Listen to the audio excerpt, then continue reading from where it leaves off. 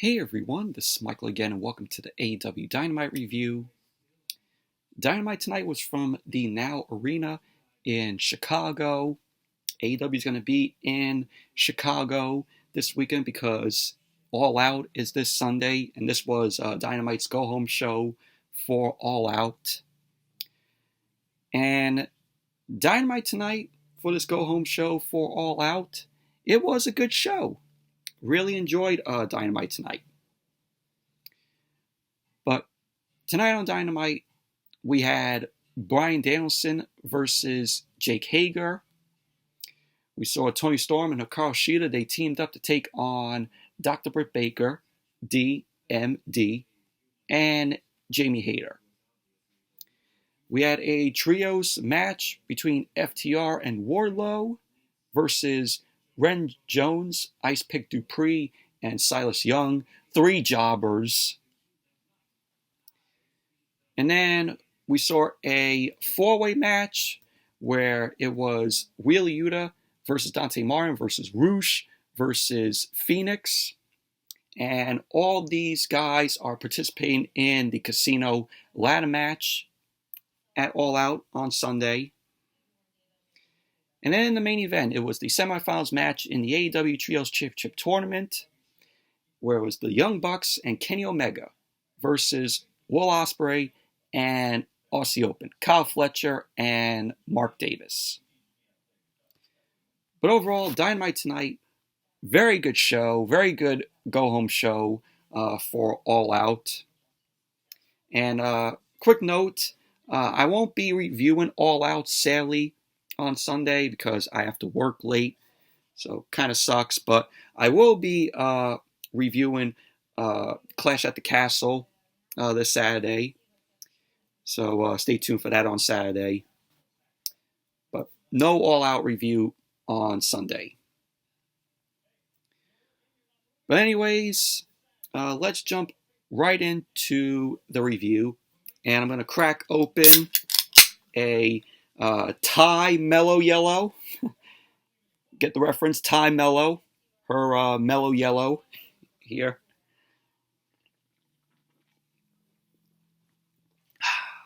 Very good. Very hard to find Mellow Yellow. Very hard to find this soda. But got it off of Amazon. It was a 12-pack, so haven't had one in a very long while.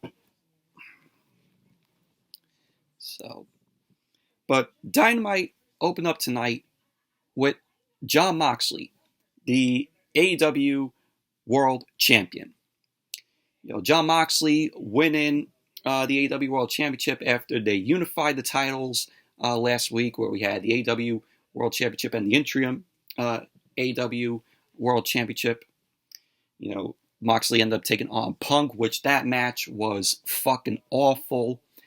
Moxley ended up beating Punk in 5 minutes. So Moxley ended up making his way down to the ring, and we had fans chanting for Punk, and Moxley got a mixed reaction tonight in Chicago.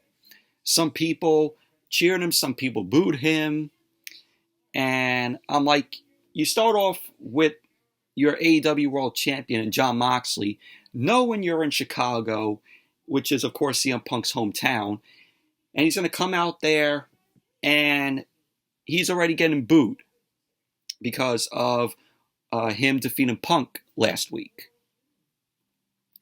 But like I said, it was a mixed reaction.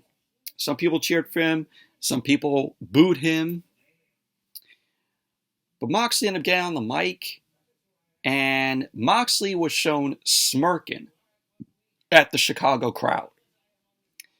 Moxley started taunting the crowd, saying that he thinks that they're still mopping Punk off the mat in Cleveland. Which I was like, oh shit. He went there. He really went there. In Chicago. In Punk's hometown. He said that. So Moxley ended up saying that people used to call Punk the modern 60-minute man. And that just turned out to be a load of crap.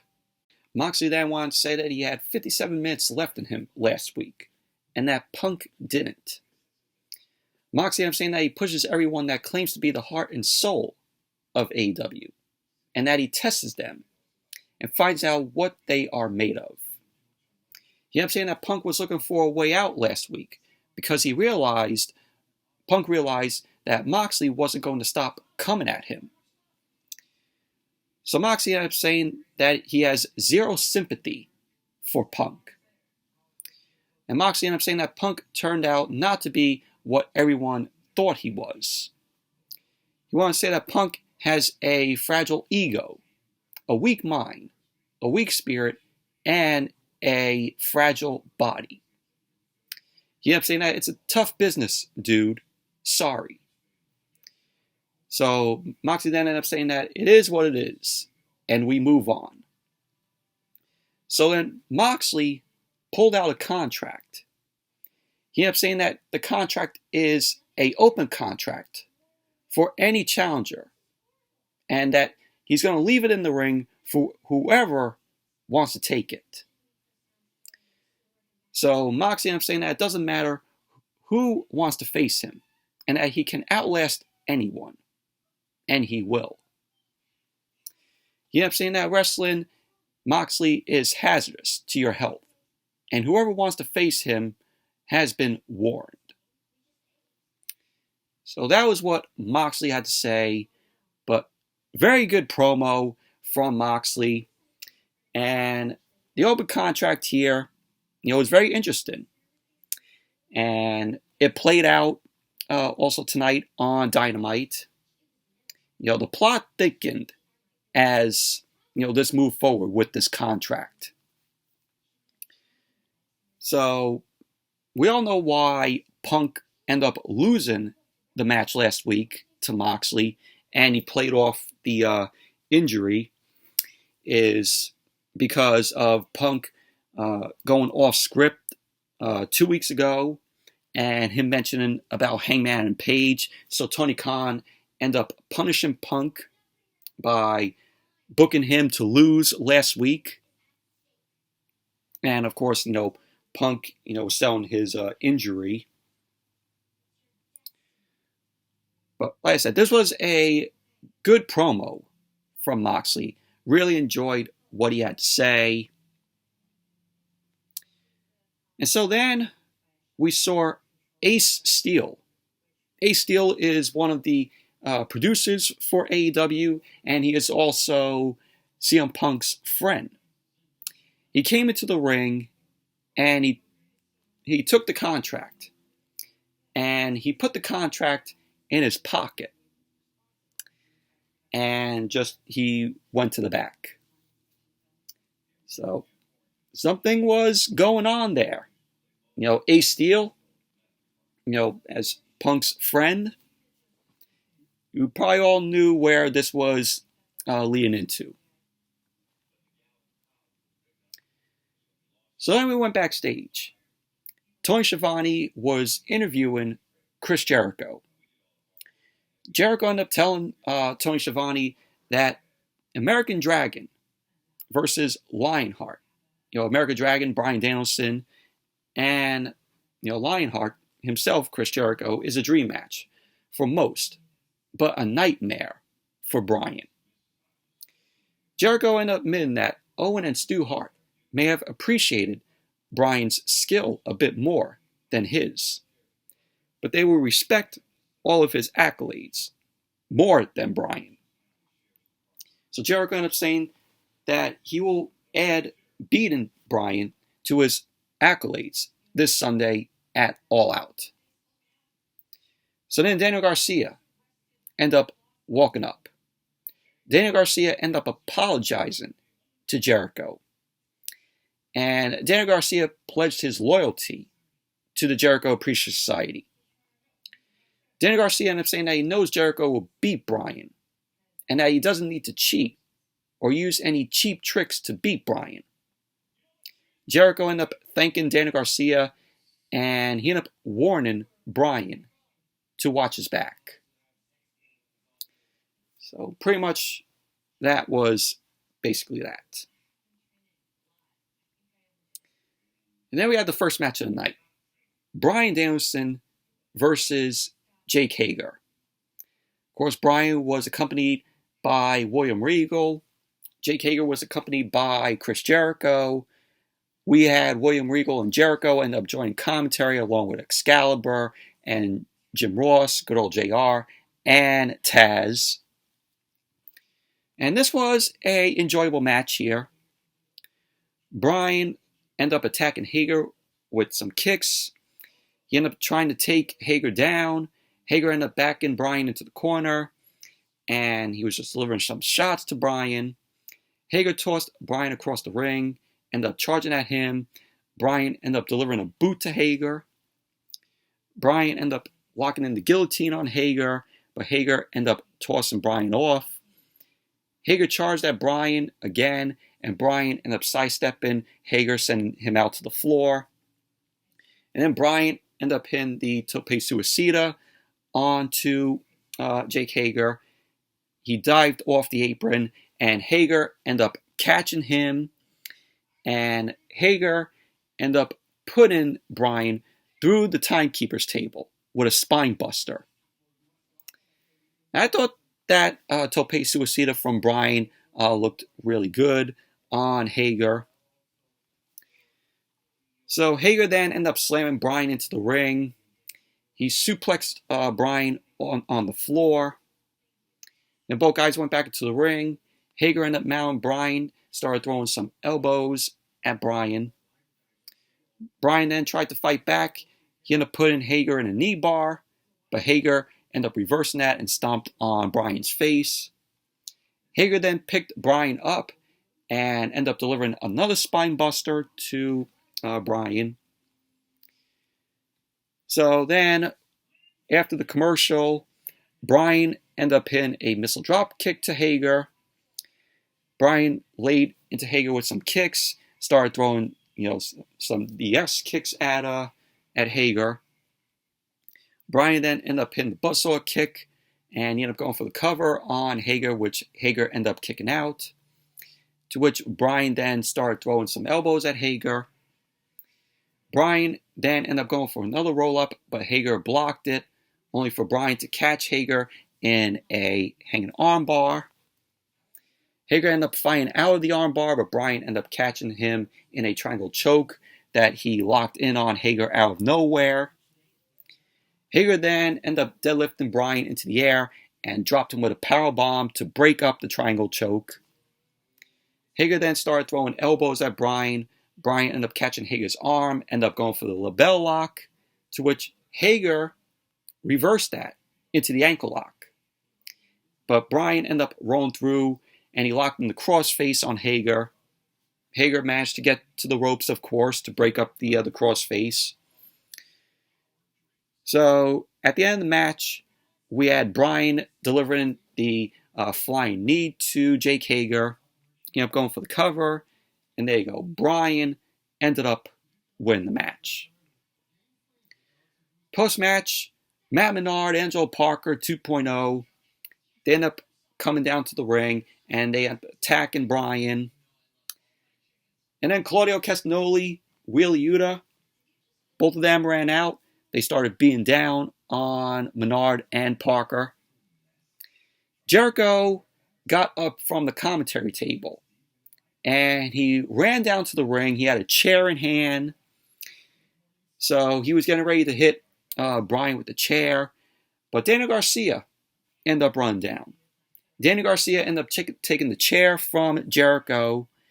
Daniel Garcia was arguing with Jericho, and then Jericho turned around, and Bryan ended up delivering the flying knee to Jericho, and basically that was that. But overall, this was a very good match from Bryan and Hager. Bryan is just very entertaining. He's just so good in the ring. So, very good match. And then as Dynamite came back from the commercial, we had the wingmen in the ring.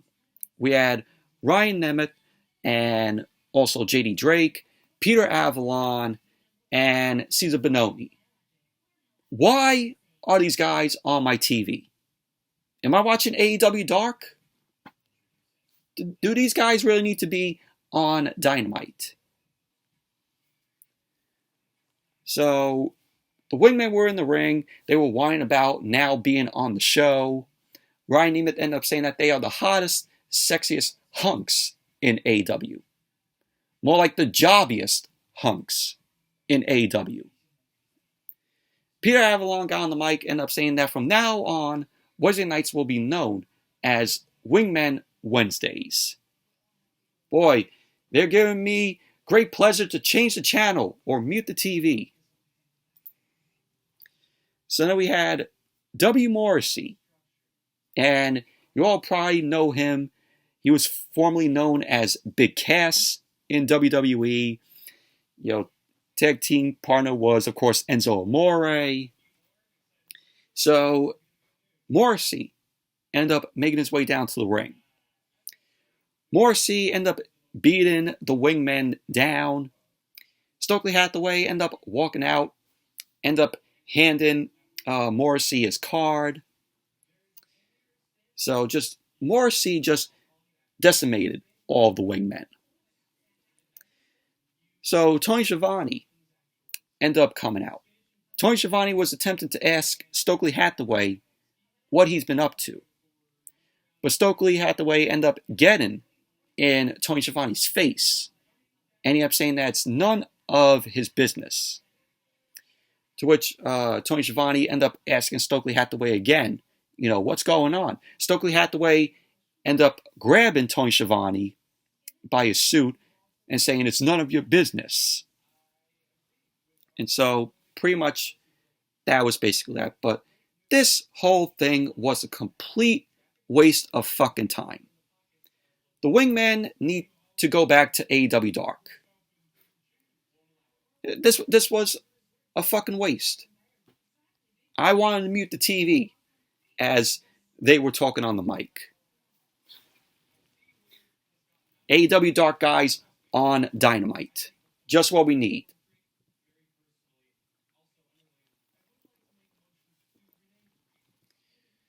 But if this means that Morrissey has signed with AEW full time, this is a very good signing. This is very good by Tony Khan. So, who knows? And then we had Alex Marvez. Alex Marvez interviewed Will Ospreay and Aussie Open, Kyle Fletcher and Mark Davis backstage. And these guys took on Kenny Omega and the Young Bucks later on the night in the main event in the semifinals match in the AEW Trios Championship Tournament. So Don Callis ended up walking up. Don Callis ended up praising Will Ospreay for his career. Will Ospreay, he's just very good. He's damn good in the ring and very entertaining. So Don Callis ended up saying that people call Ospreay the next Kenny Omega. But he ended up saying that he's the first Will Ospreay. Callis ended up reminding Ospreay that the last time they were in a match against each other, that him and Kenny Omega were in a match, he ate a one-winged angel from Omega. So pretty much that was basically that. And then we had Dr. Britt Baker, DMD, and Jamie Hayter versus Hikaru and Toni Storm. Of course, Britt Baker and Jamie Hayter were accompanied by Rebel. And this was a very good women's match. Very entertaining. So Jamie Hayter and Hikaru start off the match. They end up delivering some strikes to each other. Shida ended up hitting a runner driver and tagged in Toni Storm. Toni Storm ended up hitting some uppercuts to Jamie Hayter. Started kicking at Hayter. Toni Storm ended up holding Jamie Hayter as Hikaru ended up diving off the top and delivered a flying axe handle to Jamie Hayter. Hayter ended up managing to catch Toni Storm with a jawbreaker. She tagged in the Doctor, and Britt Baker then ended up walking into a drop toe hold. Toni Storm and Hikaroshida started working on Britt Baker in the corner.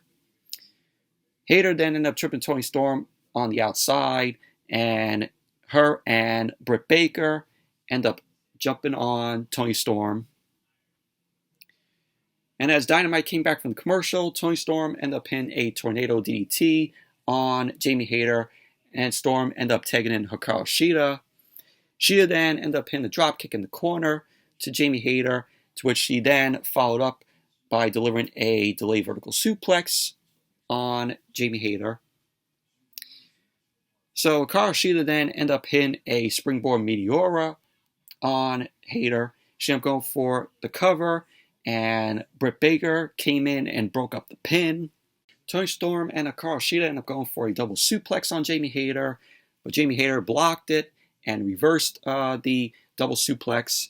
She tagged in Britt Baker, and we had Britt Baker end up doing an overdrive on Hikaroshida. She ended up going for the cover. Shida kicked out at 2. Baker ended up going for the ripcord elbow, but Shida ended up rolling Britt Baker up. Baker kicked out at 2. We had Baker end up delivering a super kick to Hikaroshida, and she attempted the curb stomp, but Hikaroshida sidestepped, and she ended up going for a German suplex to Britt Baker. Britt Baker countered into the ripcord elbow on Hikaroshida. Baker then ended up going for the lockjaw, but Hikaroshida ended up hitting a springboard enziguri out of nowhere, which was cool. Hikaroshida then pulled Jamie Hayter off the apron to keep her from making the tag to Britt Baker. Toni Storm then ended up hitting a flying hip attack on Britt Baker, and then she ended up diving onto Jamie Hayter on the outside. Hikaroshida then ended up hitting the katana on Britt Baker. She ended up going for the cover, and there you go. Hikaroshida and Toni Storm ended up winning the match. Overall, this was a very good, entertaining women's match. Toni Storm, she's going to be the interim AEW Women's World Champion Sunday at All Out. And then when Thunder Rosa comes back, Thunder Rosa is going to be going heel, and it's going to be Thunder Rosa versus Toni Storm for the title. So that's how the way I see this going. You know, that's my pick. That's my prediction. Toni Storm is going to win Sunday. She's going to be the interim AEW Women's World Champion. And then we saw Kip Sabian. Kip Sabian was talking about attacking Pac last week. He ended up saying that he can read Pac like a book. Pac then ended up saying that Kip Sabian has been pestering him for too long. And if he wants a shot at the All-Atlantic Championship, he can get it at All Out. So it looks like we're going to be seeing Kip Sabian versus Pac for the All-Atlantic Championship at All Out. And, you know, Kip Sabian, you know, for months he's been wearing that box over his head, just sitting in the crowd.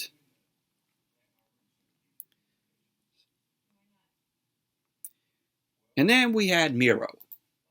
Miro ended up cutting a promo on the House of Black.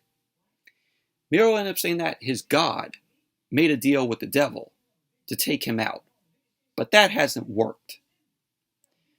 So Darby Allin and Sting end up walking up. Darby ended up saying that he thinks Malachi Black is intimidated with the success that Brody King had without him. Sting then ended up saying that the enemy of his enemy is his friend. So that was the promo. Very good promo. Very well done by Miro and Darby Allin and Sting. And then we had CM Punk. CM Punk, of course, in his hometown of Chicago. He ended up coming out He made his way down to the ring. He was looking all depressed. Why? I don't blame him for being depressed. He lost the match last week to Moxley in 5 minutes. So Punk got on the mic. He talked about his broken foot. He ended up saying that his surgeon told him he pulverized the bones in his foot. So he ended up talking about the plates and screws that were put in his foot because he was shown visibly limping. Punk then ended up taunting the fan, in the front row, saying that he is heckling him, and says those screws are 16 times more than he's ever been screwed in his life. So Punk ended up, just taunting that fan. Punk ended up saying that he probably shouldn't have said that, and he probably shouldn't have come back too early from his injury. Punk ended up saying that he got beat up in Cleveland and that he had to drive home with nothing else but his thoughts to ride home with him. He wanted to say that his foot is 100% and that he was cleared by doctors. But the problem is that is a new 100% for him. Punk then said he isn't sure if that 100% is good enough anymore. He ended up saying that the business doesn't love you back, but the fans do. And part of why he came back after 7 years of being gone was for the fans. Punk then wanted to say that it hurts him thinking he let everyone down. He then pointed to his sister, who was sitting ringside. He ended up saying that it hurts to think he let her down. So Punk started getting emotional. He ended up saying that love may be not enough anymore. So Ace Steel ended up coming out. Ace Steel, from what I understand, he teamed with Punk when they were both in Ring of Honor. Of course, he's the AEW producer. He's Punk's friend. So Ace Steel walked out. He ended up asking Punk, what the hell is he doing? Steel got on the mic. He ended up saying, this isn't what they talked about in the back that he would talk about. And he ended up saying that this isn't Punk. Steel ended up talking about him and Punk's history together. He ended up saying that they are family. Steel ended up saying that Punk didn't let his family down or the fans down. He reminded Punk that he filled up an arena on nothing more than the rumor. He ended up saying that he isn't letting him leave now. So Steel then slapped the hell out of Punk. He slapped him hard. And Steel ended up telling Punk to get his ass up and fight. And he's going to fight on Sunday. So Steel then pulled out the contract that Moxley ended up leaving in the ring, saying that, it's open to anybody to face me. So Steel pulled out the contract. He told Punk to sign the damn contract and fight Moxley.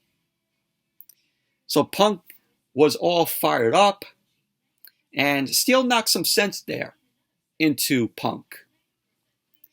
Punk then ripped his shirt off.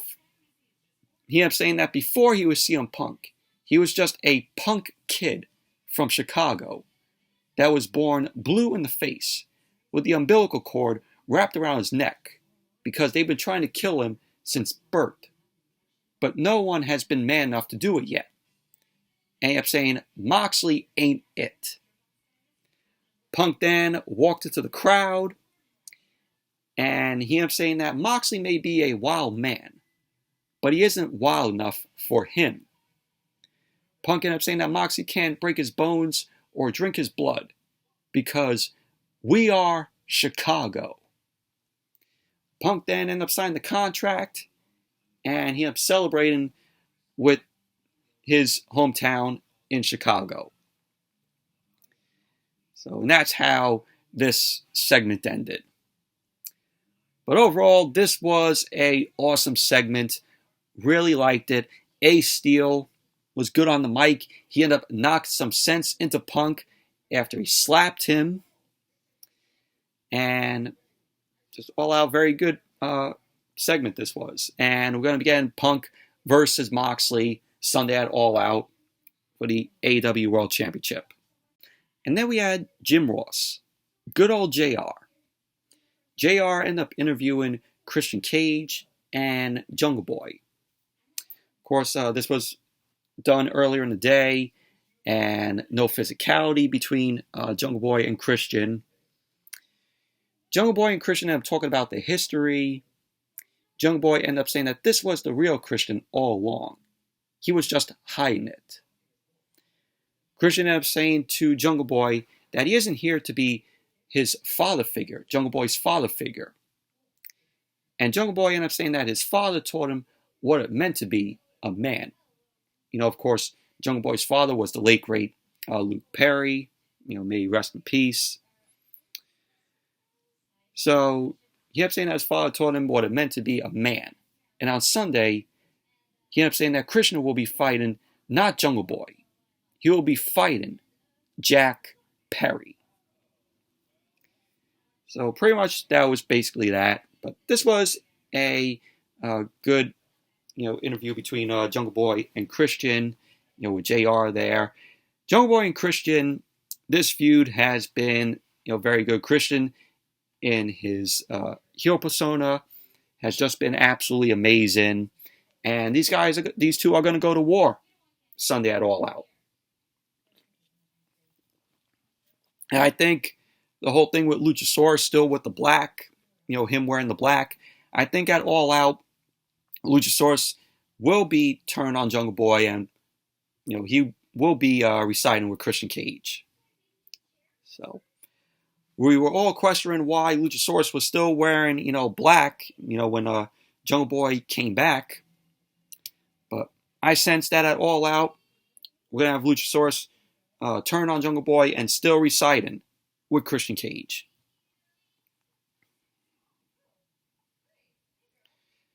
And then we had Wardlow and FTR versus Ren Jones, Icepick Dupree, and Silas Young. Trios match. This was a squash match, jobber match. This was an easy win for Wardlow and FTR. FTR ended up hitting the big rig on Icepick Dupree. Wardlow then ended up hitting the Powerbomb Symphony on Dupree.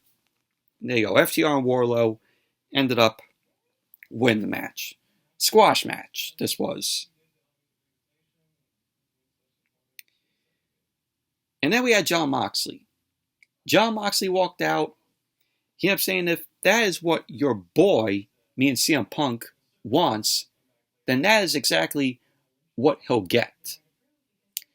Moxley ended up saying that if Punk wants to go out on a shield in his hometown, then that's exactly what he'll get. Moxley then ended up confirming that him versus Punk will happen at All Out. He ended up saying that if Punk thinks he has one more miracle left in him, he better find it quick. Moxley ended up saying that he will put on the display of brutality that Punk has never experienced before. He ended up saying that he will show Punk the difference between a fake messiah and a legend. So that was what Moxley had to say. But this is going to be a good match. It's a rematch, but it should be good at All Out. Moxley and Punk, AEW World Championship on the line. So I think, my prediction, Punk, they're probably going to make Punk win back the AEW World Championship. If Moxley retains, that's fine. But that's my prediction. My prediction may be wrong, though. Maybe Moxley does retain. And then we had Tony Schiavone. Tony Schiavone ended up interviewing the Dark Order backstage, and 10 of, they're the Dark Order, ended up saying that he can't wrestle because of him being injured. So Andrade ended up walking up. Andrade ended up offering 10 a chance to be part of the AFO, the Andrade Family Office. So Evil Uno ended up getting pissed And Evil Uno then ended up beating down on Andrade. And that was basically that. And then we had a 4-way match. It was Dante Martin versus Roosh versus Wheeler Yuta versus Rey Fenix. And this was an awesome match. This was a very good, entertaining 4-way match. And these guys are going to be competed in the Casino ladder match this Sunday at All Out. And the match started off hot. We had all these guys going all over the place. Yuta ended up putting Roosh in the octopus. Roosh ended up backdropping Yuta out of that. And Roosh ended up hitting a snap power slam to Yuta. Dante Martin then ended up hitting a springboard flying crossbody on Roosh. Fenix ended up going for the gory bomb.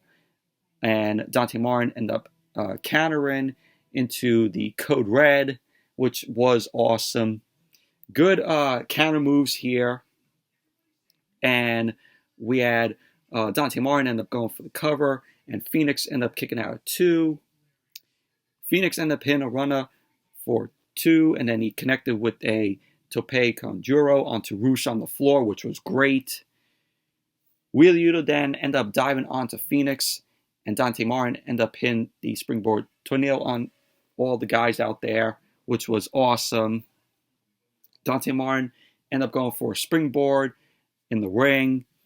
And he ended up taking a headbutt in midair from Roosh. Roosh then ended up pinning a somersault plancha onto Fenix and Wheeler Yuta on the floor, which was great. Just very fast-paced, action-packed, stuff going on in this match. And then as Dynamite came back from the commercial, Dante Martin ended up going up to the top with Wheeler Yuta. And Roosh then delivered a German superplex from the top. Yuta then ended up missing the missile drop kick on Fenix. And Roosh then delivered a suplex to Yuta. And he ended up going for the cover. Yuta ended up kicking out. Fenix then drop kicked Roosh out to the floor. And he ended up going for the springboard arm drag, only for Dante Martin to block that. And he ended up hitting a half Nelson slam. So Dante Martin ended up going for a pile driver. Fenix blocked the pile driver and ended up hitting a face buster to Dante Martin. Fenix then followed up with a power bomb. He ended up going for the cover. And Roosh ended up breaking up the pin. Roosh ended up throwing Fenix into the ropes. And he ended up bouncing back with a kick. Dante Martin ended up hitting the Poison Rana on Fenix. And he ended up going for the nosedive. But Yuta ended up shoving him off the top. And at the end of the match, Wheeler Yuta ended up going for the frog splash on Dante Martin. Dante Martin moved out of the way. Yuta ended up landing on his feet. Yuta ended up catching Dante Martin with the seatbelt, and he ended up going for the cover. And there you go. Wheeler Yuta ended up winning the match. Overall, very entertaining match, very fast-paced. These guys here gave it all they got, and these guys are going to deliver in the Casino ladder match on Sunday. But who will be the Joker in the match? I've seen a lot of people say, oh, well, maybe the Joker could be MJF. I could see that. I could see MJF, slotting himself into the Casino ladder match and winning it if he does come back on Sunday. I can see him win the match and he gets a future shot at the AEW World Championship. When MJF wins the AEW World Championship, it's going to be absolutely awesome. Because when you look at MJF, he is championship material. But who knows? It might not be MJF. It could be somebody else. But we'll have to wait and see. A lot of people say, oh, it could be MJF. And then we saw Tony Schiavone backstage. Tony Schiavone was interviewing the Dark Order, Alex Reynolds, John Silver.